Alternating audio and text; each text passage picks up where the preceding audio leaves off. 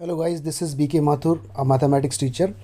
Guys, lecture number 3 आ चुका है। इसके अंदर आप सीखेंगे क्रॉस या वेक्टर प्रोडक्ट। तो इम्पॉर्टेंट कॉन्सेप्ट मैंने स्टार्टिंग के अंदर बताए हैं। प्लीज़ आप सारे कॉन्सेप्ट को नोट कीजिए एक पेज पर, लेकिन आपको डॉट वाले कॉन्सेप्ट भी आने चाहिए, यानी जो लेक्चर नंबर 1 और 2 हुआ था वो भी आपको आना चाहिए। ऑलराइट, स्टार्ट करते हैं। देखिए गाइस, आज का टॉपिक है क्रॉस प्रोडक्ट और वेक्टर प्रोडक्ट। दोनों का मतलब एक होता है। आप इसे बोलो क्रॉस प्रोडक्ट या इसे बोलो वेक्टर प्रोडक्ट, बात एक है। जो लास्ट लेक्चर हमने देखा था उसके अंदर था स्केलर, ठीक है, या डॉट। इसके अंदर है क्रॉस या फिर वेक्टर, यानी दो वेक्टर के बीच में अगर क्रॉस होगा तो वो इस क्रॉस से रिप्रेजेंट किया जाएगा। तो अगेन कुछ रूल्स आ गए यहाँ पर। ये रूल्स आपको अच्छे से याद होने चाहिए। अगर आपको रूल अच्छे से याद नहीं होंगे तो you will be in problem, you will be in trouble. तो देखो, रूल नंबर 1 आता है, ध्यान रखना, ए क्रॉस बी का रिजल्ट कभी भी बी क्रॉस ए के रिजल्ट के इक्वल नहीं होता। मैग्नीट्यूड में तो होता है, लेकिन साइन का फर्क पड़ जाता है। तो ए क्रॉस बी क्रॉस ए के इक्वल नहीं होता। अगर आपको इक्वल बनाना है तो माइनस आएगा। इसका मतलब क्रॉस प्रोडक्ट कॉमोटेटिव नहीं होता। ध्यान रखना, क्रॉस प्रोडक्ट कॉमोटेटिव नहीं होता। लेकिन डॉट में ए डॉट बी बोलो, बी डॉट ए बोलो, बात एक हुआ करती थी लेक्चर नंबर 2 में। तो यहाँ माइनस आएगा, तो ये बात ध्यान रखना। अगर कहीं ए क्रॉस बी लिखा है और कहीं बी क्रॉस ए लिखा है तो दोनों का मतलब एक है। अगर बी क्रॉस ए को आप ए क्रॉस बी बनाना चाहते हो तो आप बना सकते हो, लेकिन माइनस लगाना पड़ेगा। तो दिस इज इंपॉर्टेंट। दूसरी बात, इसका जो आंसर आएगा ना वो कोई वेक्टर आएगा, स्केलर नहीं आएगा। जैसे ए डॉट बी का आंसर कोई भी रियल नंबर आता था, बट यहाँ पे कोई वेक्टर आंसर आएगा, ठीक है, आई जे के टर्म्स में आंसर आएगा। एग्जाम्पल लूंगा, समझ आ जाएगा। पॉइंट नंबर आता है 2, ठीक है। अगर सेल्फ यानी ए क्रॉस ए होगा, देखो सेल्फ है, दो वेक्टर का सेल्फ क्रॉस प्रोडक्ट हो रहा है, तो रिजल्ट हमेशा जीरो आएगा, ठीक है। ए क्रॉस ए होगा तो रिजल्ट हमेशा जीरो आएगा। ऐसे देखो यहां पर भी सेम, जब भी सेल्फ वेक्टर का क्रॉस होगा, चाहे वो कोई भी वेक्टर हो, तो रिजल्ट आपके पास जीरो आएगा। जैसे वहां क्या हुआ करता था, A dot A magnitude square, A plus B dot A plus B magnitude का होल स्क्वायर, बट यहां पर जीरो होता है, ठीक है। तो ये सारी बातें आप सीखते चले जाओ, इंपॉर्टेंट बात है, इनको लिख लो कंपैरेटिव वे में। पॉइंट नंबर आ गया आपका 3। मान लीजिए ए क्रॉस बी, दो वेक्टर का क्रॉस जीरो आ गया, ठीक है। तो इसका मतलब होता है कि ए वेक्टर पैरेलल है बी वेक्टर के, तो इसे पैरेलल बोलो या फिर कोलिनियर भी आप बोल सकते हो, ठीक है। कोलिनियर एक ही बात है। तो जब भी आपको ये नई बात आ गई कि जब भी दो वेक्टर आपको पैरेलल प्रूफ करने हो, तो इसके मेथड तो हम ऑलरेडी देख चुके हैं प्रीवियस वीडियोस में, बट यहाँ पे नई बात एक और आ गई कि अगर उनका क्रॉस प्रोडक्ट का रिजल्ट जीरो आ जाएगा तो वेक्टर आपस में कोलिनियर कहे जाएंगे, ठीक है। जीरो बोलो या जीरो वेक्टर बोलो, बात एक है। तो ये 3 पॉइंट आपको अच्छे से पता होने चाहिए। ऑलराइट, अभी और पॉइंट आ रहे हैं, इनको आप नोट्स इसके आप बना लो और अच्छे से नोट करो, ठीक है, जल्दी करो। पॉइंट नंबर आ गया गाइस 4, ठीक है। फोर्थ पॉइंट अगर देखो, देखो ए क्रॉस बी, जब भी ए क्रॉस बी निकलेगा तो उसका फॉर्मूला ये भी होता है, ए मैग्नीट्यूड, यहाँ पर आएगा बी मैग्नीट्यूड, और यहाँ पर साइन थीटा। याद करो, लास्ट वाले में कॉस थीटा था, और साथ में एक एन कैप आता है। ये जो एन कैप है ना, ये अपने आप में यूनिट वेक्टर है, ठीक है। अब बात आती है, सर ऐसा क्यों हुआ? भाई ए क्रॉस बी का नाम है वेक्टर प्रोडक्ट, तो रिजल्ट वेक्टर की फॉर्म में आएगा, तो इसलिए यहाँ पर एन कैप लगा हुआ है। इसकी वैल्यू हालांकि 1 होगी आफ्टर फाइंडिंग मैग्नीट्यूड, तो आप ध्यान रखना। पॉइंट नंबर आ गया आपका 5, ओके। मान लीजिए अगर आपका थीटा पाई बाई 2 है, थीटा आपका 90 डिग्री का है, तो इसी एक्सप्रेशन के अंदर डाल रहा हूं मैं, तो रिजल्ट रहेगा A cross B is equal to, यहां रहेगा ए मैग्नीट्यूड, यहां रहेगा बी मैग्नीट्यूड, और साइन 90 की वैल्यू बोलो, साइन 90 की वैल्यू 1 होती है, तो ये हो जाएगा गायब, और साथ में एन कैप तो रहेगा, क्योंकि ए क्रॉस बी अपने आप में वेक्टर प्रोडक्ट होता है, रिजल्ट वेक्टर की फॉर्म में आता है। तो ये रिजल्ट इसी से बना है, कोई नई बात नहीं है, याद करने की वाली कोई इतनी खास बात नहीं है, आप इस बात को ध्यान रखें, ठीक है। पॉइंट नंबर आ गया 6, angle between two vector, angle between two vector, between two vector. देखो, एंगल की जब भी बात होगी, तो एंगल की जब भी बात होगी तो हम फॉर्मूला तो वही याद रखेंगे, कॉस थीटा वाला, ठीक है। हमेशा जब भी एंगल की बात होगी तो डॉट वाला फॉर्मूला लगाना है। लेकिन अगर आपको ए क्रॉस बी का मैग्नीट्यूड दे दिया गया, अगर आपको ऐसा कुछ क्वेश्चन के अंदर दिया गया है, गिवन है, और आपसे कहा है कि एंगल बताओ बिटवीन टू वेक्टर, तब आपको ये फॉर्मूला लगाना पड़ेगा, sine theta is equal to A cross B का मैग्नीट्यूड, ठीक है, अपॉन ए मैग्नीट्यूड और इधर बी मैग्नीट्यूड। तो ध्यान रखना, ठीक है। नोटिस करने वाली बात मैं दोबारा आपको बता रहा हूं कि जब भी एंगल निकालने के लिए बोलेगा तो हम वही फॉर्मूला लगाएंगे जो लेक्चर नंबर 2 में देखा था, cos theta is equal to A dot B upon A magnitude और बी मैग्नीट्यूड। तो ये वाला फॉर्मूला तो केवल जब लगेगा जब ए क्रॉस बी का मैग्नीट्यूड दिया हुआ है और एंगल पूछा है, क्योंकि ए क्रॉस बी का अगर मैग्नीट्यूड दे दिया और एंगल पूछेगा तो ये फॉर्मूला यूज नहीं हो सकता। अदरवाइज हम एंगल के लिए हमेशा कॉस वाला फॉर्मूला यूज करने वाले हैं। तो ये एक एक्सेप्शनल केस है कि this formula will be used when A cross B magnitude is given, ठीक है। तो इस बात को आप ध्यान रखें, ये फॉर्मूला एक्चुअली यहीं से निकला हुआ है, ये पूरा इसके अपॉन में आ गया, और जब मैग्नीट्यूड हुआ बोथ साइड तो इधर भी हो गया मैग्नीट्यूड, और एन कैप का मैग्नीट्यूड तो 1 होता है, ठीक है। तो आप ध्यान रखना है इसको। देखिए गाइस, पॉइंट नंबर आ गया आपका 7। आपको क्या किया होगा, इसने एक ट्रायंगल दिया होगा इस टाइप से, कुछ भी ट्रायंगल की शेप हो सकती है, और इस ट्रायंगल के 2 एडजेसेंट वेक्टर दिए होंगे। एडजेसेंट, दोबारा बोलो, एडजेसेंट मतलब एक वेक्टर अगर ऐसे तो एक वेक्टर देखो ऐसे, तो ये दोनों वेक्टर ना एडजेसेंट है, यानी ये यहां पर इसका हेड है, तो यहां से ये नया वेक्टर स्टार्ट हो रहा है, इसे कहा जाएगा ए वेक्टर, इसे कहा जाएगा बी वेक्टर। दोनों वेक्टर आपस में एडजेसेंट है। एडजेसेंट मतलब एक के हेड पर दूसरे की टेल है। तो आपसे पूछेगा एरिया ऑफ ट्रायंगल बताओ, तो एरिया ऑफ ट्रायंगल का फॉर्मूला होता है, पहले आप ए क्रॉस बी निकालो, कैसे निकालेंगे ये मैं आपको बताऊंगा, फिर निकालो उसका मैग्नीट्यूड और कर दो उसको हाफ। तो this is the area of triangle, half magnitude of A cross B, याद रखो, half magnitude of A cross B, ठीक है। पॉइंट नंबर 8 आ गया, आपको एक पैरेललोग्राम दिया हुआ है, देखो ये एक पैरेललोग्राम है, और इसकी भी आपको 2 एडजेसेंट साइड दी होंगी। सपोज करो ये कोई वेक्टर है ए, देखो ये इसका इनिशियल, ये इसका टर्मिनल, और ये कोई वेक्टर है बी, ठीक है। तो 2 एडजेसेंट वेक्टर दिए हुए हैं और आपसे कहा है एरिया ऑफ पैरेललोग्राम बताओ। तो पैरेललोग्राम का एरिया होता है जी, आप ए क्रॉस बी निकाल के ना उसका मैग्नीट्यूड निकाल लो। कैसे निकालेंगे ये मैं आपको बताऊंगा, टेंशन लेने की जरूरत नहीं है, आप सिर्फ और सिर्फ फॉर्मूले याद रखें, ठीक है। आगे हाफ नहीं आएगा, आगे हाफ नहीं आएगा। तो दिस इज द फॉर्मूला जो आपको याद रखना है, ओके। अब आते हैं नेक्स्ट पॉइंट पे, पॉइंट नंबर 9। देखो आई की क्रॉस अगर आई में होगी, या जे की क्रॉस अगर जे में होगी, या के की क्रॉस अगर के कैप में होगी, तो आंसर 0 आएगा। मतलब जब भी सेल्फ क्रॉस होगा, ऑलरेडी मैं ये डिस्कस कर चुका हूं कि जब भी 2 सेल्फ वेक्टर का क्रॉस प्रोडक्ट होगा तो रिजल्ट हमेशा 0 आएगा, ओके। क्यों आएगा इसका रीजन मैं आपको अभी बताता हूं with the help of diagram, okay. अभी करते हैं इसको। देखिए जी, पहले पॉइंट नंबर देखते हैं 10, फिर मैं आपको बताऊंगा आई क्रॉस आई 0 क्यों आता है।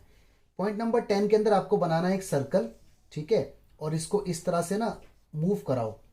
ये हो गया आई कैप, ये हो गया जे कैप, और ये हो गया के कैप। अब आपको एक बात ध्यान रखनी है कि आई की क्रॉस अगर जे में होगी तो आंसर आएगा के कैप, ठीक है, ध्यान रखो। आई की क्रॉस अगर जे में होगी तो रिजल्ट आएगा के कैप, और जे की क्रॉस अगर के में होगी तो रिजल्ट आएगा आई कैप, और के की क्रॉस अगर आई में होगी तो रिजल्ट आएगा जे कैप, ओके। अब इसका उल्टा, अगर मान लो आप लोगों ने उल्टा कर दिया, जे की क्रॉस आई में, तो रिजल्ट आएगा माइनस का के कैप, क्योंकि आपको मालूम है आई क्रॉस जे और जे क्रॉस आई सेम नहीं होता, माइनस का फर्क आता है ना। इसी वीडियो में पहला पॉइंट मैंने आपको यही बताया था, कॉम्यूटेटिव नहीं होता क्रॉस। ऐसी किसी बच्चे ने अगर के की क्रॉस कर दी जे में तो रिजल्ट माइनस का आई आएगा, किसी ने कर दी आई की क्रॉस के में तो रिजल्ट माइनस का जे आएगा। तो ये बात ध्यान रखना। अच्छा, बात हो रही थी कि आई क्रॉस आई 0 क्यों होता है ना, इसका हम जस्टिफिकेशन दे देते हैं। तो आपको मालूम है, देखो इस टाइप से बनता है, ये एक्स एक्सिस है, ये वाई एक्सिस है, जेड एक्सिस है, इसके ऊपर आई कैप है ना। अभी अभी हमने देखा था इसी वीडियो के अंदर स्टार्टिंग पॉइंट कि जब 2 वेक्टर का क्रॉस अगर 0 आ जाए, 2 वेक्टर का क्रॉस 0 आ जाए, तो हम कहते हैं ये 2 वेक्टर आपस में पैरेलल है या फिर कोलिनियर है ना। कोलिनियर मतलब एक के ऊपर एक, लाइक दिस, इसी के ऊपर एक और वेक्टर आ जाना, इसे कहते हैं कोलिनियर। तो देखो ये आई वेक्टर अपने आप में, अगर मैं बोलूं आई क्रॉस आई, इसका मतलब कि आई वेक्टर की क्रॉस आई में हो रही है, तो ये आई वेक्टर अपने आप में कोलिनियर नहीं हो गया इटसेल्फ। भाई कोई भी लाइन अपने आप के खुद पैरेलल होती है, any line is parallel to itself, any line is parallel to itself. तो कोई भी लाइन अपने आप के पैरेलल होती है, या फिर कह दो कोई भी लाइन खुद के सेल्फ के कोलिनियर होती है, इसीलिए आई क्रॉस आई जीरो आ रहा है। ठीक है, तो आप कोई टीचर पूछे ना वाइवा में, ये पूछते हैं प्राइवेट स्कूल में कि आई क्रॉस आई जीरो क्या होता है, तो पहले आप उसे ये वाली बात बताना कि अगर दो वेक्टर का क्रॉस जीरो आ जाए तो वो दो वेक्टर पैरेलल या कोलिनियर होते हैं। ठीक है, कोलिनियर। और यहाँ पर क्या है, आई अपने आप के कोलिनियर है, इसलिए आई क्रॉस आई जीरो होता है। ठीक है, तो सेम बिहेवियर जे के साथ भी है, सेम बिहेवियर के साथ भी है। तो इस बात को आप ध्यान रखें कि एक साइक्लिक ऑर्डर है, आई की क्रॉस जे में होगी तो रिजल्ट क्या आएगा, और अगर ऑर्डर आपने बिगाड़ दिया तो रिजल्ट तो वही आएगा, लेकिन डायरेक्शन विल बी चेंज्ड। ठीक है, क्योंकि इसका नाम है वेक्टर प्रोडक्ट, तो इसके अंदर वेक्टर भी होगा, डायरेक्शन भी होगी। तो ध्यान रखें, 10 पॉइंट हो चुके हैं, अच्छे से इनको नोट कर लें। देखिए जी, पॉइंट नंबर आ गया आपके पास 11। ठीक है, दिस इज इंपॉर्टेंट।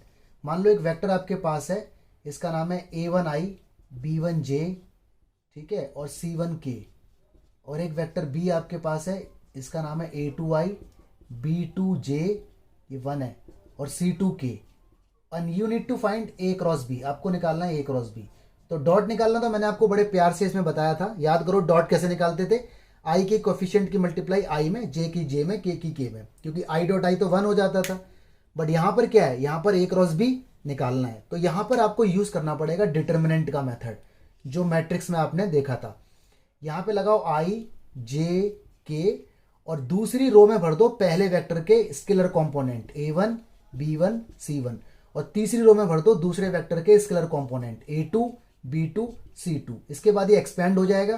कैसे एक्सपेंड होगा वो हम देखेंगे न्यूमेरिकल के टाइम में, हालांकि डिटर्मिनेंट आपको एक्सपेंड करना आता है, मालूम है ना कैसे करते हैं। एक बात इसके अंदर और भी होती है, इधर प्लस छुपा होता है, इधर माइनस छुपा होता है, इधर प्लस छुपा होता है। पहले आई कैप लिया, फिर ये गायब और ये गायब, इसकी मल्टीप्लाई इसमें, इसकी मल्टीप्लाई इसमें। न्यूमेरिकल लूंगा तो मैं आपको बता दूंगा। ठीक है, तो 11 पॉइंट हो चुके हैं। अब देखो जो पॉइंट नंबर 12 है ना, दैट इज वेरी इंपॉर्टेंट, हालांकि वो यूज होगा 3D के अंदर। ठीक है, लेकिन अभी से हम इसको देख लेते हैं, बड़ी काम की चीज है। देखो गाइस, ये पॉइंट 3D के अंदर यूज होता है, बट मैंने यहाँ से इसलिए लिख दिया क्योंकि एक न्यूमेरिकल इसके ऊपर आएगा इधर। ठीक है, बड़े आराम से समझना इस कॉन्सेप्ट को ना, समझना पहले, फील करना इसे। इसने कहा एक वेक्टर, मतलब कोई वेक्टर है, यही वेक्टर हमें निकालना है। दिस इज द वेक्टर, जो एक वेक्टर है, विच इज परपेंडिकुलर और ऑर्थोगोनल, दोनों का मतलब एक होता है। परपेंडिकुलर बोलो, ऑर्थोगोनल बोलो, दोनों का मतलब एक है। यानी एक वेक्टर परपेंडिकुलर है दो वेक्टर के साथ। तो दो वेक्टर हमारे कौन कौन से हैं हमें नहीं पता। मान लो एक वेक्टर ए है एंड, और एक वेक्टर बी है, मतलब एक वेक्टर हमें बताना है जो इन दोनों के साथ परपेंडिकुलर है। तो आंसर होगा ये ए क्रॉस बी, ए क्रॉस बी आंसर होगा। और इसका कुछ नाम रख दो, उसका नाम रख दो सी वेक्टर। तो ये सी वेक्टर है जो हमें निकालना है, एक वेक्टर। नाम कुछ भी रख सकते हो आप, सी रखो, डी रखो, ई रखो। कुल मिला के बात यह है कि कोई भी वेक्टर अगर दो वेक्टर के साथ परपेंडिकुलर होगा तो वह वेक्टर उन दोनों का क्रॉस होगा। ठीक है, मान लीजिए अगर मैं आपको बोल दूं कि एक वेक्टर बताओ जो a plus B and a minus B के साथ परपेंडिकुलर है, तो यहां पर वो जो नया वेक्टर होगा उसका नाम रख दो सी, और इन दोनों का क्रॉस हो जाएगा वो, यानी a प्लस बी क्रॉस और a माइनस बी। तो इन बातों को प्लीज आप ध्यान रखें। ठीक है, कि जब भी इन दो वेक्टर का क्रॉस होगा तो नया वेक्टर जो निकलेगा वो वेक्टर होगा जो इन दोनों के साथ परपेंडिकुलर होगा। ठीक है, तो this point is important, please ध्यान से इसे नोट कर लें। देखिए स्क्रीन पर दो क्वेश्चन आप देख सकते हैं। पहला क्वेश्चन, ए क्रॉस बी का मैग्नीट्यूड निकालना है। ए वेक्टर और बी वेक्टर आपको दिया हुआ है, तो मैं आपको बताता हूं मैग्नीट्यूड कैसे निकालते हैं with the help of determinant. ठीक है, तो सबसे पहले मैंने लिया फर्स्ट क्वेश्चन। आपको ए वेक्टर यहाँ पे दिया हुआ है, that is I cap minus 7 J cap plus 7 के कैप, और बी वेक्टर आपको दिया हुआ है, that is 3 I cap minus 2 J cap plus 2 K cap. You need to find A cross B whole magnitude. तो पहले ए क्रॉस बी निकालो, और क्रॉस निकालना में आता है, यहाँ आई कैप होता है, यहाँ जे कैप, यहाँ के कैप, और डिटर्मिनेंट में दूसरी रो में भर दो इसके स्केलर कंपोनेंट। तो 1 है, माइनस 7 है, 7 है, यहाँ भर दो 3 माइनस 2 और 2। नाउ अब कर दो इसको एक्सपेंड, करना आता है आपको। देखो ऐसे लेते हैं आई कैप, फिर ये वाला पार्ट गया और ये वाला पार्ट गया, मतलब जैसे मैंने आई कैप लिया ना, तो आई कैप जिस रो में है, रो 1 में है और कॉलम 1 में है, तो ये दोनों हाइड हो जाएंगे, बचेगा ये वाला पोर्शन। इसकी करते हैं क्रॉस मल्टीप्लाई, पहले इसकी करते हैं, माइनस का 14 आता है। ठीक है, अब करेंगे इसकी इसमें, तो एक माइनस ना यहाँ हिडन होता है ऑलरेडी, तो -2 की इसमें करेंगे तो माइनस का 14 और एक माइनस पहले से ही है तो प्लस का 14 हो जाएगा।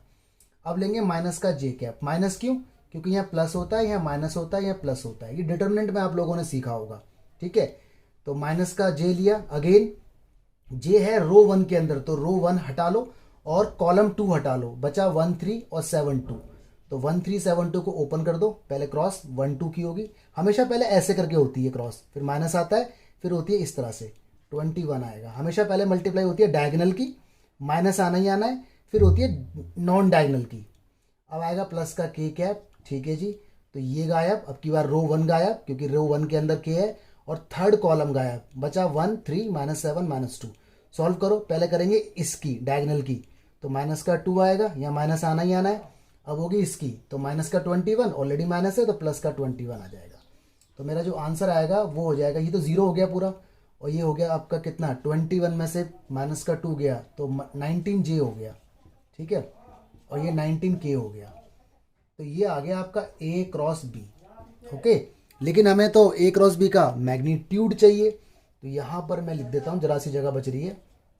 ए क्रॉस बी का मैग्नीट्यूड ऐसे निकालते हैं, अगर आपको याद हो, अंडर रूट, याद है ना, अंडर रूट के अंदर क्या करते थे, स्केलर कंपोनेंट का स्क्वायर, मतलब आई के साथ वाले, जे के साथ वाले, के साथ वाले का स्क्वायर। तो यहाँ आई के साथ वाला तो कुछ है ही नहीं, तो ये आपका हो जाएगा 19 का स्क्वायर प्लस, यहाँ जगह नहीं बच रही तो मैं यहाँ लिख देता हूँ 19 का स्क्वायर। ये सब अंडर रूट के अपॉन में है, अंडर रूट के अंदर है, सॉरी। तो आंसर इसका आपका आ जाएगा 2 टाइम्स 19 का स्क्वायर, तो 19 बाहर और √2, दिस इज द आंसर, ठीक है जी।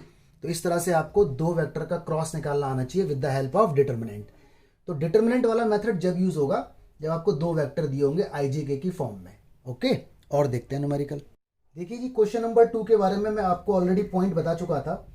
इसने कहा है find a unit vector. Unit vector निकालने के लिए कहा है, यानी लेक्चर नंबर 1, याद करो लेक्चर नंबर 1 में मैंने आपको यूनिट वेक्टर निकालना बताया था। कैसे निकालते थे, वेक्टर के अपॉन में उसका मैग्नीट्यूड, ठीक है। चलो, perpendicular to each of the vector A plus B और ए माइनस बी। देखो ये वही बात आ गई जिसके ऊपर मैं अभी डिस्कस मैंने किया था, पॉइंट नंबर 12, वो मैंने कहा था इंपॉर्टेंट है। यानी कोई वेक्टर है जो ए प्लस बी और ए माइनस बी के साथ परपेंडिकुलर है, ठीक है, वेयर ए इतना और बी इतना, ठीक है जी। तो पहले आप निकालो, इधर क्वेश्चन नंबर 2 है ये, पहले आप इधर निकालो ए प्लस बी, यानी दोनों को ऐड कर लो, या फिर आप, हाँ चलो निकालते हैं पहले ए प्लस बी। ए प्लस बी, ए वेक्टर देखो आपको ऑलरेडी दिया हुआ है 3i + 2j + 2k, और बी वेक्टर है i + 2j - 2k। ऐड करने का मतलब है आई वाले को आई वाले में ऐड करो, बल्कि मैं आपको लिख के भी दिखा सकता हूँ, 3i + 2j + 2k। देखो इस तरह से ना एग्जाम में लिख के आप दिखा देना टीचर को, तो टीचर थोड़ा सा खुश हो जाएगा। तो जब ये ऐड होगा तो 3i आई में ऐड होगा, तो आंसर आपका आ जाएगा जी, कितना आ जाएगा आपका आंसर, बोलो। ये हो जाएगा आपका 4i, और ये हो जाएगा आपका 4j, बाकी सब हो जाएगा कैंसिल।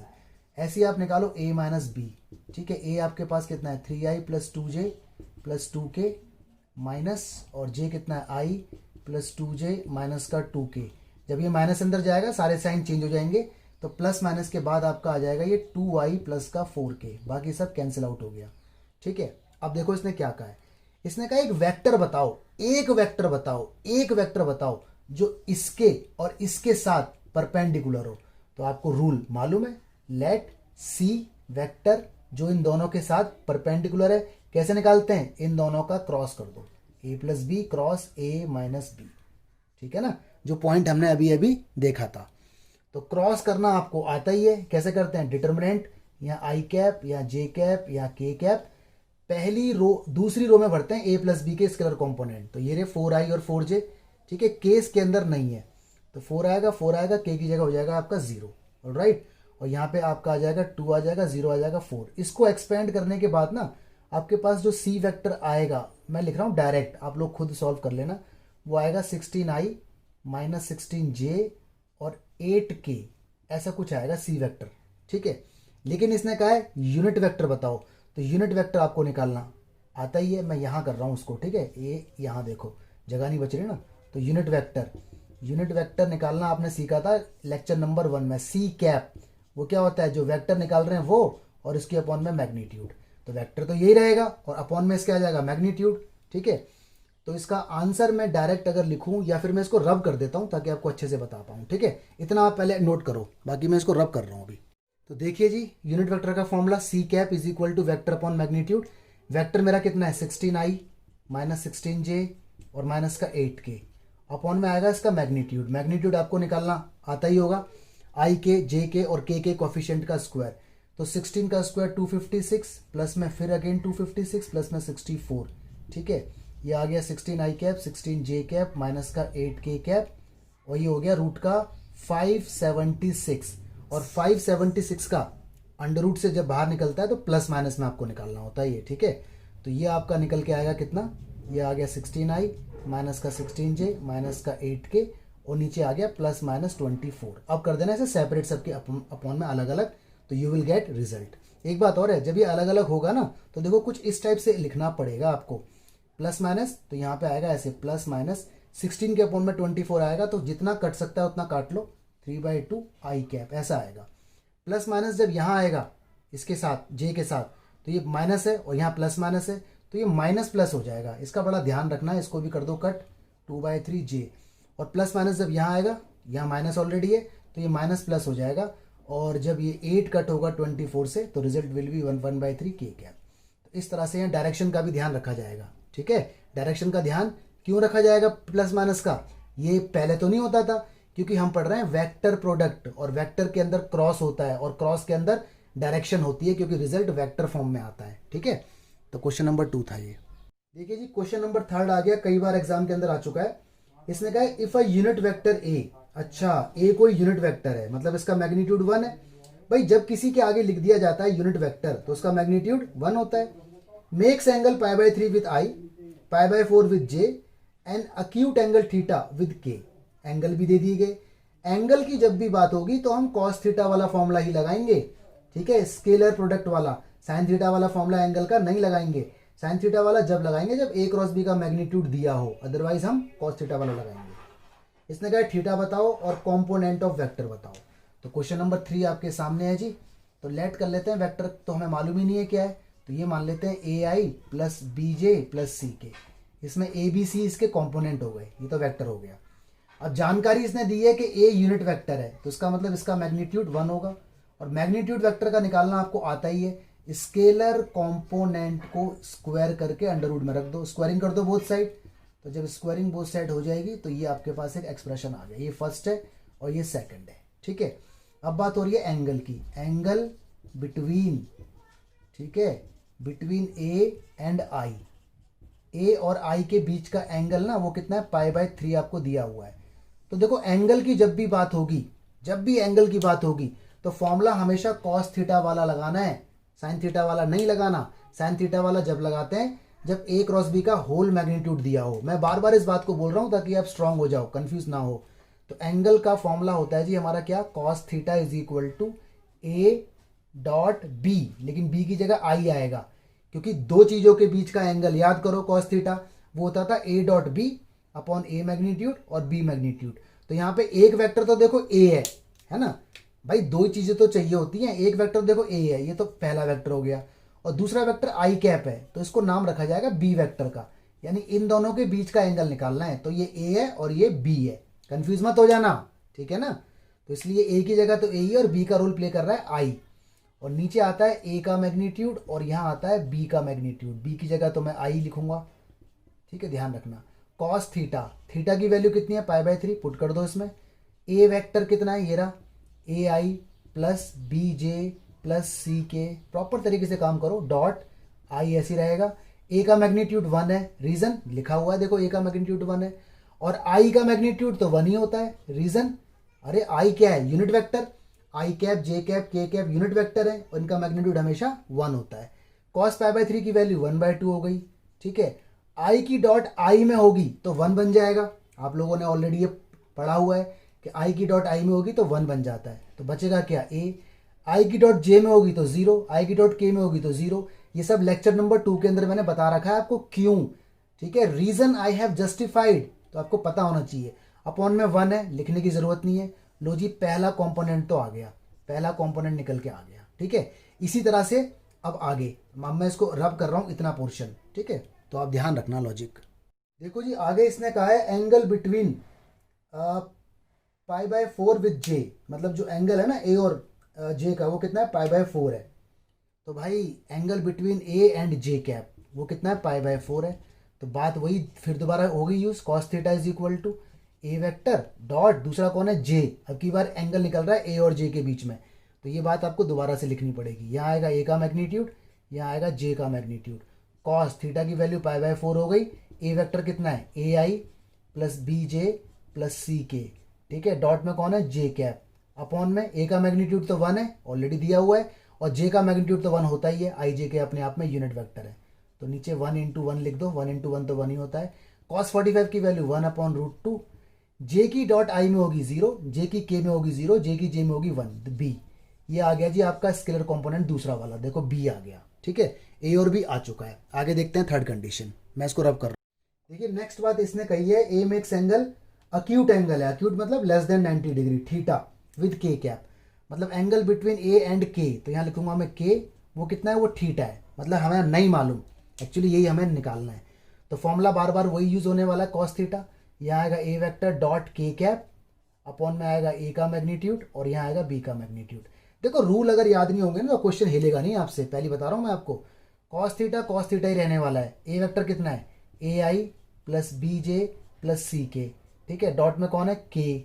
अपॉन में तो मैग्नीट्यूड 1 ही 1 है, इसका भी 1 है, और के कैप का तो होता ही 1 है, ये मैंने गलती से बी लिख दिया, के है, 1 ही होगा। तो cos theta is equal to के की आई में होगी 0, के की जे में होगी 0, के की के में होगी 1, सी। तो सी आ गया मेरे पास कॉस थीटा। न तो सी निकल पाया न थीटा निकल पाया, नो इश्यू, कोई दिक्कत नहीं। अब देखो यूज करेंगे इस वाले एक्सप्रेशन को, देखो इस वाले एक्सप्रेशन को, क्योंकि ए पता है, बी पता है और सी नहीं पता, तो यहां से सी मिल जाएगा। जो सी मिलेगा उसे कॉस थीटा के इक्वल रख के थीटा मिल जाएगा, ठीक है। तो मैं इसको रब कर रहा हूं, जगह कम है, और फिर देखते हैं इसको। देखो जी हमारे पास ए की वैल्यू 1/2 आ गई, बी की 1/√2 आ गई। तो फ्रॉम सेकंड कर लेते हैं यूज। ए की जगह 1/2 रखो तो 1/4 हो गया, बी की जगह 1/√2 लिखो तो 1/2 हो गया। आफ्टर स्क्वायरिंग सी स्क्वायर रहेगा ऐसे, इज इक्वल टू 1। तो सी स्क्वायर 1 माइनस 1/4 और 1/2, तो सी की वैल्यू 1/2 ही आ जाएगी, और 1/√2, ये देखो सी की वैल्यू भी आ गई, ठीक है। इसके बाद इसने एंगल भी मांगा है, तो नाउ याद करो हमारे पास एक रिलेशन था, cos theta is equal to C, ऐसे ही कुछ आया था। तो सी की वैल्यू कितनी है, 1/√2। तो थीटा इज इक्वल टू क्या आ जाएगा, कॉस इनवर्स 1/√2। पता है ना, एंगल जब भी टिग्नोमेट्री अपनी जगह बदलती है तो इनवर्स बन जाता है। अब बताओ जरा, कॉस की वैल्यू 1/√2 होती है पाई/4 पे, लो जी एंगल भी आ गया, ठीक है। तो देखो सारे कंपोनेंट आ गए, ए आ गया, बी आ गया, सी आ गया, और एंगल भी आ गया।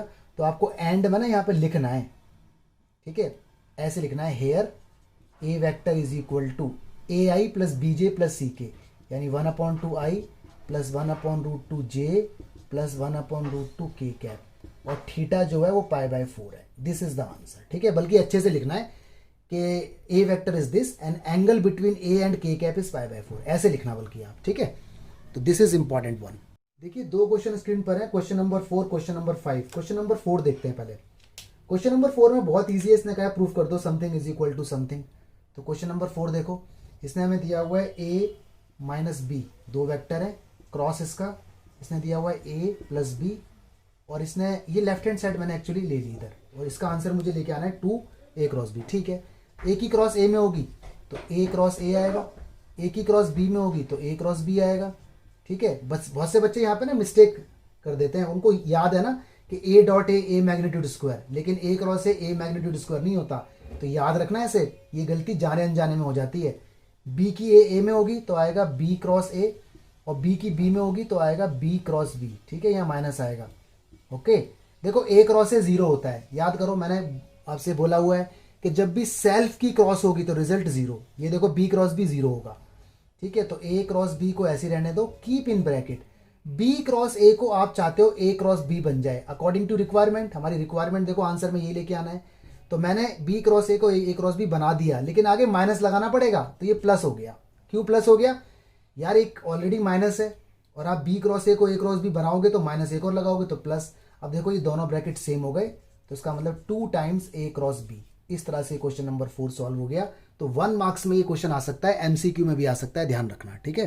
देखिए क्वेश्चन नंबर 5, ये और इसका क्रॉस दिया हुआ है बीच में, क्रॉस का मतलब vector product is equal to 0 vector है, and we need to find lambda and mu. तो आपको पता है ना दो वेक्टर का क्रॉस ऐसे निकालते हैं, या आई कैप या जे कैप या K cap is equal to zero vector. ठीक है, एक्चुअली सिचुएशन पे ऊपर बात है। अगर एंगल दिया हुआ है तो एंगल वाले फॉर्मूले से, और अगर दो वेक्टर दिए हुए हैं तो डिटर्मिनेंट वाले फॉर्मूले से। यहाँ रख दो पहले वेक्टर के स्केलर कंपोनेंट, ये रख दिए, यहाँ 1 लैम्डा और म्यू, इसे बोलते हैं म्यू। अब इसको ओपन कर दीजिए, ओपन करने पे मैं लिख रहा हूँ डायरेक्ट, ठीक है, 4 म्यू माइनस 27 लैम्डा, इधर आएगा आई कैप, ठीक है, माइनस का जे कैप, या स्टार्टिंग में लिख दो आई कैप या बाद में लिख दो, कोई फर्क नहीं पड़ने वाला। चलो स्टार्टिंग में लिख देता हूँ ताकि आपको समझ भी आ जाए। लॉजिक देखो इसका, ये है आई कैप लिया मैंने तो ये रो खत्म और ये कॉलम खत्म, इसकी मल्टीप्लाई इसमें, फिर इसकी मल्टीप्लाई इसमें, माइनस आना ही आना है। तो इसलिए अब इसका देखो ये खत्म, तो इसका आएगा 2 म्यू, ठीक है, और माइनस का 27, प्लस का आएगा के कैप, और ये वाला खत्म और ये वाला खत्म, इसका आएगा 2 लैम्डा और माइनस का 6 इज इक्वल टू कितना है 0। अब जो इज इक्वल टू 0 है ना, इसको देखो मैं चाल के साथ ना ऐसा लिखने वाला हूँ, 0 आई 0 जे और 0 के, बात तो 0 ही है। तो 0 आई 0 जे 0 के अपने आप में एक 0 वेक्टर है। अब कर दो कंपैरिजन, अब कर दो क्या, कंपैरिजन, कंपेयरिंग बोथ साइड।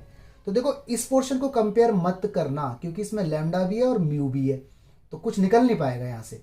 तो कंपेयर करो जे को जे के साथ, है ना, के को के साथ। एक्चुअली थोड़ा सा क्लेवर बनना है यहाँ पर। तो जे के साथ कंपेयर करेंगे तो मैं यहाँ देख रहा हूँ 2 mu minus 27 is equal to 0 आ रहा है। के कंपेयर हो रहा है के साथ वाले से, तो 2 lambda minus 6 is equal to 0, तो लैम्डा की वैल्यू 3 और यहाँ से म्यू की वैल्यू आ रही है 27/2। This is the answer. तो बहुत ईजी अप्रोच है, इसे कंपेयर करके हमें कुछ नहीं मिलना था इसलिए मैंने कंपेयर नहीं किया। तो ईजी क्वेश्चन था। देखो गाइस दो क्वेश्चन है, क्वेश्चन नंबर 6 और क्वेश्चन नंबर 8। ठीक है, थोड़ा ध्यान से देखना, थ्योरेटिकल क्वेश्चन है। एक्चुअली कॉन्सेप्ट आपको आना चाहिए तभी क्वेश्चन इस टाइप के आपको आते हैं, वरना कंफ्यूजन हो जाती है। क्वेश्चन नंबर 6 देखते हैं पहले। ओके, ध्यान से देखो क्या लिखा हुआ है। इसने कहा given that A dot B 0, इसने कहा ए और बी का डॉट 0 है। ठीक है जी, इसका मतलब हम ये सोच लेते हैं कि ए वेक्टर परपेंडिकुलर है बी वेक्टर के, है ना। इसका मतलब यही होता है कि जब दो वेक्टर का डॉट 0 आ जाए तो वो आपस में परपेंडिकुलर है। ठीक है, आगे इसने दिया हुआ है A cross B is equal to 0। इस बात का इंटरप्रिटेशन ये होता है कि दो वेक्टर आपस में पैरेलल है ना। ये पहली बात हो गई, ये दूसरी बात हो गई। लेकिन अच्छा पहले देख लेते हैं, इसने कहा what can you conclude about vector A and B. कह रहे ए और बी के बारे में आप क्या कह सकते हैं। भाई जब भी डॉट 0 होता है तो दो वेक्टर आपस में परपेंडिकुलर होते हैं, जब भी क्रॉस 0 होता है तो दो वेक्टर आपस में पैरेलल होते हैं। ठीक है, ये तो बात आती है समझ में। तो कह रहा है ए और बी के बारे में क्या है। अब खुद सोचो, क्या ये दोनों बात एक साथ साइमल्टेनियसली एग्जिस्ट होती है? क्या एक वेक्टर दूसरे वेक्टर के साथ परपेंडिकुलर और पैरेलल दोनों केस एक साथ बना सकता है? नहीं। इसका मतलब हम यहां पे लिखेंगे इक्वेशन 1 एंड इक्वेशन 2, ठीक है, कैन नॉट अकर साइमल्टेनियसली मतलब एक साथ ये दोनों बातें नहीं हो सकती। इसलिए any one of A vector और बी वेक्टर इज 0। अब इस बात का मतलब क्या है? इसका मतलब यह है कि ये दोनों बातें एक साथ साबित नहीं हो सकती, या तो परपेंडिकुलर ही होगा या फिर पैरेलल ही होगा। यहाँ तो दोनों कंडीशन आ रही हैं। तो इसका मतलब फिर ये क्यों आ रहा है रिजल्ट 0? ये रिजल्ट 0 इसलिए आ रहा है क्योंकि ए और बी में से कोई ना कोई एक 0 है। तो भाई 0 से जो मल्टीप्लाई होगा, 0 से चाहे डॉट करो, 0 से चाहे क्रॉस करो, रिजल्ट तो 0 ही आएगा। तो देखो इतना सा जस्टिफिकेशन था इसका। तो इसका आंसर क्या है? ए और बी में से कोई सा भी 0 है, इसीलिए ऐसा हो रहा है। Question number 6। अब देखते हैं 8। देखो जी, इसमें लिखा हुआ है a is equal to 0, B is equal to 0। ऐसा क्वेश्चन हम कर चुके हैं एक बार लास्ट लेक्चर में कि a और b 0 है ना, a 0 या फिर b 0, कोई भी एक 0 होगा। देन तो a क्रॉस b 0 होगा। बात तो एकदम ठीक है, सच बात है, ट्रू। यहाँ लिखो आप ट्रू, कि जब a और b में से कोई एक 0 होगा तो a क्रॉस b 0 आएगा ही आएगा, sure. Converse is the converse true. इसने पूछा क्या इसका उल्टा भी सच है? Justify your answer. तो ऐसा क्वेश्चन हम कर चुके हैं। तो देखो इस टाइप के क्वेश्चन में एग्जाम्पल लेना पड़ता है। तो वहां तो मैंने एक ट्रिक बताई थी आपको, वहां पे डॉट था तो वहां दो वेक्टर ऐसे लेने थे जिनका डॉट 0 आए। यहाँ पर क्रॉस है तो यहाँ ट्रिक अलग है। तो ए वेक्टर यहाँ पे ले लो आप i प्लस जे प्लस के, ठीक है, और बी वेक्टर भी कुछ ऐसा ही लो, डायरेक्शन एकदम सेम रखना और स्केलर कॉम्पोनेंट ना प्रोपोर्शनल रखना। जैसे यहाँ लिया है i j के, यहाँ ले लो 2i 2j 2k। यहाँ लिया है सपोज करो आई प्लस 2j प्लस 4k, तो यहाँ ले लो 2i plus 8j plus sorry 4k plus 2k, मतलब इसके प्रोपोर्शनल लेना है। जो यहाँ पर है ना उसका एक डबल ले लो, ट्रिपल ले लो, 4 टाइम्स ले लो, प्लस माइनस सेम रखना, तो आपका हमेशा क्रॉस 0 आएगा। ठीक है, प्रोपोर्शनल लेना है, ये मैंने आपको ट्रिक बताई है। तो हर बच्चे के एग्जाम्पल अलग अलग हो सकते हैं, कोई दिक्कत नहीं है। अब देखो नाउ, अब आप यहाँ निकालो a क्रॉस b। तो क्रॉस निकालना आपको अच्छे से आता है डिटर्मिनेंट की हेल्प से। यहाँ i, यहाँ j, यहाँ k, स्केलर कंपोनेंट पहले वाले के, दूसरे वाले के इतना।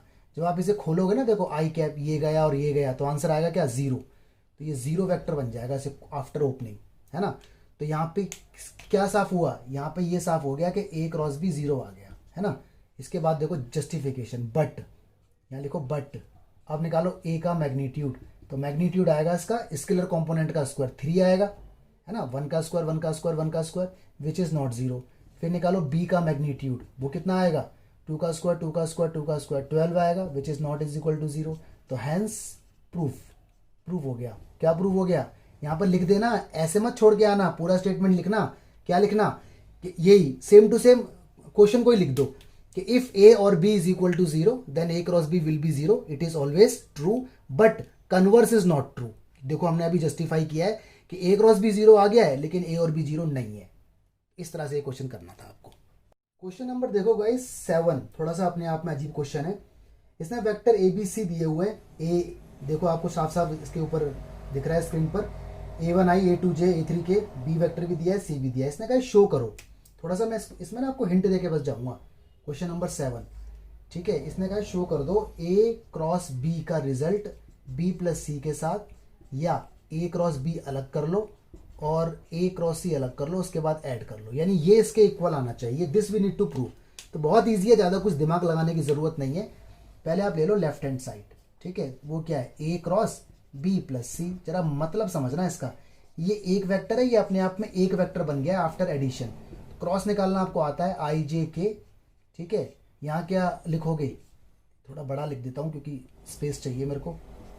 ये देखो, तो पहले दूसरी रो में पहले वेक्टर के कंपोनेंट, तो ए वेक्टर देखो आप देख सकते हो ना स्क्रीन पर, क्या है a1 है a2 है a3 है, और इसके बाद क्या आएगा दूसरा वेक्टर ये है b प्लस सी। तो b और c को पहले ऐड करके देखो, तो b और c जब ऐड होंगे ना तो i का साथ वाला ऐड होगा i के साथ वाले में, तो यहाँ आएगा b1 प्लस c1 इस तरह से, यहाँ आएगा b2 प्लस c2, और यहाँ आएगा गाइज b3 प्लस c3। अब कर दो इसको एक्सपेंड देखो ऐसे होगा आई कैप, ये गया और ये गया, इसकी इसमें इसकी इसमें, तो काफ़ी लंबी चौड़ी भसड़ मच जाएगी इसके अंदर, काफ़ी लंबा चौड़ा आंसर सा आ जाएगा। तो मैं डायरेक्ट लिख देता हूँ a1 की जब इसमें होगी तो देखो आंसर आएगा a1 b2 plus a1 c2 minus, और इसकी जब इसमें होगी तो माइनस आएगा, तो आंसर आएगा देखो a2 b1 minus a2 c1, इस तरह से आएगा। ऐसे ही माइनस का j कैप प्लस का k कैप, इस तरह से आप निकाल देना, ये CYS है। तो ये तो रही लेफ्ट हैंड साइड। अब ले लो आप राइट हैंड साइड, वो क्या है, वो ही है a क्रॉस b और प्लस a क्रॉस c। ये मैं हिंट दे रहा हूँ आपको, a क्रॉस b इस डिटर्मिनेंट में, यहाँ i cap j cap k cap, a के साथ वाले a1 a2 a3, b के साथ वाले b1 b2 b3, प्लस में i cap j cap k cap, ठीक है, a के साथ वाले a1 a2 a3, c के साथ वाले c1 c2 c3। इसके बाद ये ओपन हो जाएगा, ये भी ओपन हो जाएगा। तो यहाँ पर i वाले और यहाँ पर i वाले साथ में लिखना, तो कुछ ऐसा बन जाएगा। जे वाले लिखना साथ में ऐसा बन जाएगा, के वाले लिखना ऐसा बन जाएगा। तो फ्रॉम दिस इक्वेशन फर्स्ट और इक्वेशन सेकंड दोनों का आंसर प्रूफ हो जाएगा। Left hand side will be equal to right hand side, ठीक है। तो आप इसे ट्राई करें, ज़्यादा कुछ नहीं है, मेहनत का काम है, लेकिन लॉजिक कुछ नहीं है, कोई बच्चा कर लेगा इजीली, ठीक है। तो डू इट योरसेल्फ। देखिए दो क्वेश्चन है, क्वेश्चन नंबर 9 और क्वेश्चन नंबर 10। पहले देखते हैं क्वेश्चन नंबर 9। इसने कहा find area of triangle with vertices आपको दिए हुए हैं क्वेश्चन नंबर 9 में, ठीक है। पहला वर्टिस मैं ट्राइंगल ही बना के आपको यहाँ पे दिखा देता हूँ इस टाइप से। पहला वर्टेक्स इसका है 1,1,2 और दूसरा मेरा है 2,3,5 और थर्ड है मेरा 1,5,5, ठीक है। ये वर्टिसेस मुझे इसके अंदर दिए हुए हैं और मुझसे कहा इसका एरिया बता दो पूरे का। We need to find the area, ठीक है। तो एरिया का फॉर्मूला मैंने आपको बताया था, कोई सी भी दो एडजेसेंट साइड ले लो, कोई सी भी, एनी टू एडजेसेंट साइड। तो इसमें तो कुछ बोला नहीं है कि कौन सी एडजेसेंट साइड हमें लेनी है, राइट। तो जब नहीं बोलता तो आपकी मर्जी है, कोई सी भी दो एडजेसेंट साइड आप इसके अंदर ले सकते हैं। This is your wish, answer same आएगा। तो मैं ले लेता हूं इसके अंदर, एक ले लेता हूं AB, ठीक है, ये देखो ए बी, और एक ले लेता हूँ ए सी। इस तरह से डायरेक्शन ध्यान रखना, इनिशियल पॉइंट सेम होना चाहिए। तो पहले आप निकाल लो ए बी वेक्टर। वेक्टर आपको निकालना ऑलरेडी आता है ना, x2 माइनस x1 आई कैप, y2 माइनस y1 जे कैप, z2 माइनस z1 के कैप, लेक्चर नंबर 1 में हमने देखा था। ठीक है, तो ए बी वैक्टर निकालने पर आपका आंसर आ जाएगा I cap plus 2j cap plus 3 cap. आया समझ? अरे 2 में से 1 गया, 3 में से 1 गया, 5 में से 2 गया। ऐसे ही आप निकाल लो ए सी वैक्टर। तो ए सी वैक्टर निकालने पर आपका आंसर जो आएगा वो आएगा 4j cap plus 3k cap. ध्यान रखना डायरेक्शन चेंज नहीं होनी चाहिए। ठीक है, अब निकाल लो इनका cross, A B cross A C. Cross निकालना आपको अच्छे से आता है इस तरह से, डिटर्मिनेंट की हेल्प से। आई जे के पहले में लिखते हैं पहले के स्केलर कंपोनेंट, फिर 0 4 3, इसको कर दो आप एक्सपेंड। एक्सपेंड करने पर आ जाएगा माइनस का 6i माइनस का 3j प्लस का 4k। ठीक है, ये आ गया ए बी क्रॉस ए सी। तो मैंने कहा था ना क्रॉस हमेशा वेक्टर की फॉर्म में आता है। अब निकालो उसका magnitude, A B cross A C. तो मैग्नीट्यूड आपको निकालना आता है अंडर रूट में आई जे के साथ वालों का स्क्वायर। तो ये आ जाएगा 36, 9 और 16। ठीक है, तो कुल मिला के ये हो गया आपका 61 हो गया। This is what 61। ठीक है जी, तो अब निकालना है आपको एरिया। तो एरिया का फॉर्मूला याद करो 1/2 और मैग्नीट्यूड दो एडजेसेंट वेक्टर का मैग्नीट्यूड। तो ए बी और ए सी का मैग्नीट्यूड, यानी इसका रिजल्ट √61 है अपॉन में 2। This is the answer. पीछे लिख देना स्क्वायर यूनिट, क्योंकि एरिया हमेशा स्क्वायर यूनिट में आता है। तो अगर किसी बच्चे ने बी ए और बी सी निकाला या किसी ने सी और सी बी, तो आंसर सेम आएगा। ठीक है, तो ध्यान से देख लेना। 10 देख लीजिए। 10 क्वेश्चन में इसने कहा है साफ साफ, find area of the parallelogram whose adjacent sides are determined by vector. तो देखो इसके अंदर तो आपको साफ साफ वेक्टर दे दिए गए हैं, तो इससे अच्छी बात क्या हो सकती है। ये कोई पैरेललोग्राम है और इसके दो एडजेसेंट, एक एडजेसेंट ये रहा, एक एडजेसेंट ये रहा, नाम भी इसने दिए हुए हैं। आपको निकालना है एरिया। एरिया का फॉर्मूला आपको मालूम है, दो एडजेसेंट वेक्टर का क्रॉस का मैग्नीट्यूड। तो इसे आप खुद सॉल्व करेंगे अपने आप। ठीक है, खुद सॉल्व करें, you will get answer. Alright, अच्छे से। और इसका आंसर मैं आपको बता देता हूँ 15/2 स्क्वायर यूनिट। एरिया हमेशा स्क्वायर यूनिट में आता है, तो इसे खुद सॉल्व कर लो। देखो गाइस स्क्रीन पर आपको दिख रहा है क्वेश्चन, और अब एंगल की जगह साइन थीटा वाला फॉर्मूला क्यों यूज होगा वो देखेंगे इसके अंदर। बड़ा मजेदार क्वेश्चन है। इसने कहा है क्वेश्चन नंबर 11 एक्चुअली। ठीक है, इसने कहा है ए बी का मैग्नीट्यूड दिया हुआ है। ए मैग्नीट्यूड कितना है जी 3, और बी मैग्नीट्यूड है जी आपका √2/3। ठीक है, और इसने कहा है A cross B unit vector. जैसे ही बोलता है ना यूनिट वेक्टर, हमारे कान खड़े हो जाते हैं। ए क्रॉस बी यूनिट वेक्टर मतलब इसका मैग्नीट्यूड इज इक्वल टू 1। बात ऐसी ना दे करके इसने इनडायरेक्टली बोला है कि ए क्रॉस बी यूनिट वेक्टर। तो जैसे इसने बोला ए क्रॉस बी यूनिट वेक्टर, ये हमने खुद लगा दिया कि इसका मैग्नीट्यूड 1 होगा। और जैसे ही हमें पता चला कि ए क्रॉस बी का मैग्नीट्यूड हमें दिया हुआ है, ठीक है, और बात हो रही है देखो एंगल की, तो एंगल का फॉर्मूला ये यूज होगा साइन थीटा वाला। साइन थीटा ए क्रॉस बी का whole magnitude upon A magnitude और बी मैग्नीट्यूड। ठीक है, अदरवाइज जब भी एंगल की बात होती है we always use formula of cos theta, लेकिन यहां पर कॉस थीटा यूज हो ही नहीं सकता क्योंकि ये इनपुट है और ये कभी कॉस में यूज नहीं होता। तो ये था जो मैं बार बार बोल रहा था। ठीक है, तो साइन थीटा वैल्यू पुट कर दो, इसकी वैल्यू 1, ये आ गया 3, ये आ गया √2/3, कट हो गया, ये आ गया sine theta is equal to 1/√2। Theta की वैल्यू 1/√2 साइन होता है π/4 पे। तो this is your result. Okay, question number 12 देखो क्वेश्चन नंबर 12 में कहा गया है area of rectangle having vertices A B C D. ठीक है, वर्टिसेस दिए हुए हैं यानी पॉइंट, और देखो इसने लिखा भी है पोजीशन वेक्टर दिए हुए हैं ये रहे। तो एरिया बताओ क्या होगा। तो देखो मैं बना देता हूँ, क्वेश्चन नंबर 12 है, मैं बना देता हूँ उसके अंदर एक रेक्टेंगल। ये बन गया रेक्टेंगल। रेक्टेंगल भी तो एक पैरेललोग्राम की तरह ही होता है। ठीक है, rectangle are also considered as parallelogram, but parallelogram are not considered as rectangle. ध्यान रखना। तो देखो ए पॉइंट है -1, 1/2 और 4, और बी इसका वर्टिस है 1, 1/2 और 4। अरे आई जे के कॉफिशिएंट निकाल के रख दो यार। सी है 1, -1/2 और 4, और डी क्वेश्चन के अंदर देखते रहो ध्यान से, -1, -1/2 और 4 ये है। हमें निकालना है एरिया। तो एरिया के लिए कोई भी दो एडजेसेंट वेक्टर निकालने हैं। तो एक निकाल लेते हैं ए बी वेक्टर, ये रहा देखो, और एक निकाल लेते हैं ए डी वेक्टर। और वेक्टर आपको निकालना आता है। तो एरिया का फॉर्मूला मैं लिख के छोड़ देता हूं बस। एरिया का फॉर्मूला होगा ए बी वेक्टर का क्रॉस कर दो ए डी वेक्टर के साथ और इसका मैग्नीट्यूड। तो ये आपको खुद करना है, कंप्लीट योरसेल्फ। आपकी मर्जी है, कोई से भी दो वेक्टर निकाल सकते हो। ठीक है, डू इट नाउ।